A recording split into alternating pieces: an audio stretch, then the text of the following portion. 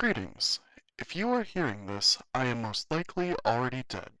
I have embedded into this file a dead man's switch to release the following documentation on the event of my unfortunate demise. My name is Ren Haywood, and I was a director at Castle, an organization dedicated to safeguarding the world as you know it. The broadcast that this message was meant to interrupt was the debut of a creature known to you as Kina. Please, if you are listening, you need to be aware. Kina is not what she seems.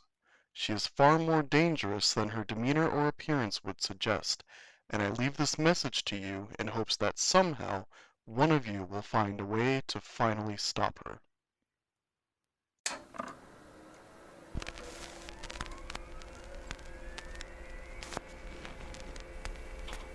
Log 1137.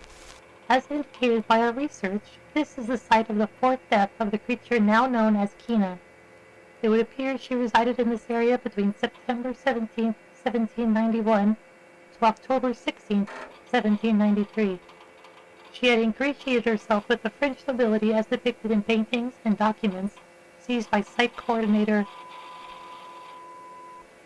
Something had gone wrong with this resurrection, though. She was inhabiting the body of a frail French girl, unable to wield much of her power, and it seems the three she was usually seen traveling with were not with her throughout the period of her residence there.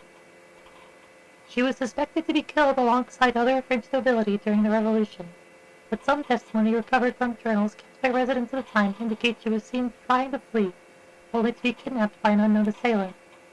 This is the last known record of her activity in this era. No sign of the servant or seamstress, nor of the Black Knight. Interestingly enough, an artifact was recovered that has ties to the creature, a gemstone she was depicted as wearing in art. The item was recovered from an ancient gravesite around the neck of a body assumed to be her human host at the time. This recovery was not without incident, though, and 3 members of the recovery team were killed by a manifestation from the gemstone. The gemstone has fascinating potential for research, though, seemingly a portal to an energy source outside of our world. We have secured that site's how and have made efforts to understand its origin. Perhaps they'll one day use it as a way to kill the entity and its 3 conspirators for good.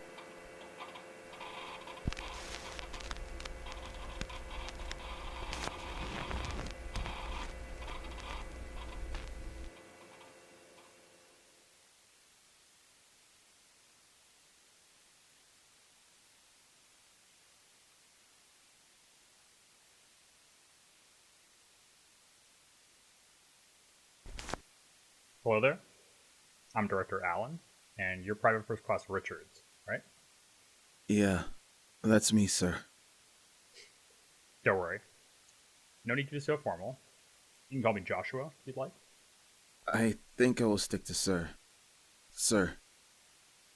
Right. Anyways, I've been told you witnessed something indescribable while on a humanitarian aid mission. Is that correct? That is correct, sir. It was like nothing I'd ever seen in my life. And you can confirm this was during a joint exercise with Allied forces in Ireland, correct? Training and providing supplies to areas recently affected by... Yeah. That's why we were there. Right. Please, recount these events. Like I told all the other white coats. It was something so crazy that I still don't believe it myself. But if it weren't real, then Crix wouldn't be dead now, would he? It started while we were out fraternizing with the locals. You know, figured I'd never been outside the US. Why not try some Irish cuisine, if you catch my drift? I was taking one of the girls back to a hotel room from the pub, right? Really backwoods little area we were in. Kinda spooky at night, but hey, we're soldiers, so I wasn't gonna let that stop me from getting laid. Me and Crix were walking back with our dates, right? Hotel's not far off, and we were too blessed to drive anyways. And then I see it. In the distance, a little purple dancing light. A purple dancing light. Yeah. Thought it might have been like a distant flashlight or something, but the way it was moving, nah, no way it could have been. And then it got closer. And bigger. Soon, it was flying towards us. nearly blinding us with how bright it was. Couldn't quite look at it because it hurt so much, but I swear I made out the silhouette of a woman in it. Small, maybe, but definitely had the right curves. A child, or Maybe small's not the right word. Naturally thin and kind of stretched out in weird ways, but unmistakably feminine. Anyways, the thing scares the piss out of our dates who start running. those women? What happened to them? The girl, woman, thing, it flew after them, shouting about them needing to pay a toll. They kept running and it got angry.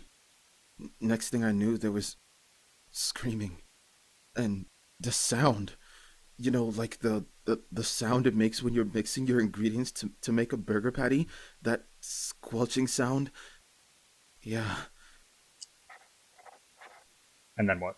the light came back, giggling like a schoolgirl. It flew over our heads and dropped something on us. Oh god. It dropped their eviscerated bodies on us. It killed them. How long did that take? It was barely a few seconds. They ran, it chased, and then it came back. Crix, he was always the softer type. He screamed and tried to bolt, but he didn't make it very far. I knew my best bet was to just not move. And what happened after that? The girl, it just laughed and laughed, and then held out a hand with far too many fires and said, "The toll, please," in a sickeningly sweet voice. It took everything I had to respond, and I asked, "What's the toll?" And how did the creature answer? Fucking psychopathic thing. It just, it asked for fucking candy. That's it. That's all it wanted. I had a few mints on me, and it took them and then disappeared. Crix, those girls, they fucking died for some fucking mints. I see. Was there anything else? No. It just left. And I was found there surrounded by corpses. And that's how I ended up getting detained and in your custody. Not a goddamn person believes a fairy killed my best friend and those girls. I mean, who would? PFC, what you encountered was no fairy. It was something much, much more terrifying. And you're lucky to be alive right now. Yeah? Well, I don't feel lucky.